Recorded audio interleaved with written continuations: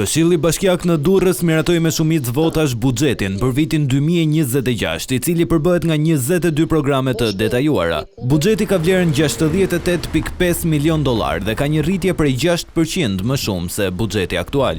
Këshilltarët e djathtë bën vetëm pyetje në lidhje me shpërndarjen e fondeve, si dhe projektin për qendrën historike të qytetit, ku një pjesë e banorëve që preken janë duke kundërshtuar. Ata banorë janë banorë që jetojnë në qendër të qytetit, në zonat më të mira të qytetit.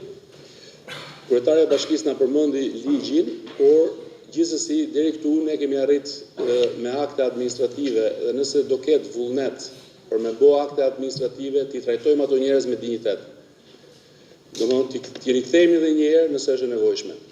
Kemi propozuar Këshillit dhe kemi miratuar vlerat e shpronësimeve në bazë të ligjit në fuqi për shpronësimin. Ministri i Kulturës dhe i Turizmit ka qenë në interpelancë dhe ka thënë që banorët do shpronësohen me vlerën e tregut, edhe ata do të ishin shumë të lumtur dhe ne si institucioni kemi qytetarët tanë do të ishim shumë nëse kjo arrihet. Disa nga projektet që pritet të realizohen gjatë vitit 2026 janë ndërtimi i shkollës së mesme Gjergj Kastrioti, së bashku edhe me sitin për ruajtjen e gjetjeve arkeologjike, shkolla e re në Bishkamës, kopshti i ri në Manës, rekonstruksioni i pallatit të sportit Ramazan Njala, i shtrirë në 2 vite, si dhe rehabilitimi i kanalizimeve në zonat ku ndodhin përmbytje në rast të rreshjesh. Në këtë mbledhje u miratua edhe programi buxhetor afat mesëm 2026-2028.